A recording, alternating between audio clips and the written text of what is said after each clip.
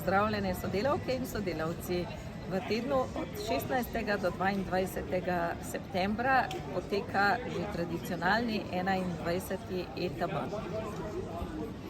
Torej Evropski teden mobilnosti, sodelavke in sodelavci velike mestne družine, tudi letos, tako kot vsa pretekla leta, skupaj z predstavnicami in predstavniki četrtnih skupnosti in številnih drugih organizacij in skupnosti so pripravili zelo širok in pester program dogodkov v tem času, in to za vse starostne skupine, od najmlajših do najstarejših.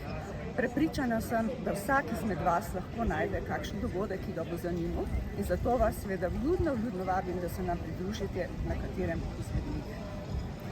Sodelavce in sodelavke posebej vabim, da tudi v tem tednu prihajate na delovno mesto čim bolj trajnostno, se pravi, da ali kolesarite, ali pridete peš, ali na kakšen drug trajnostni način.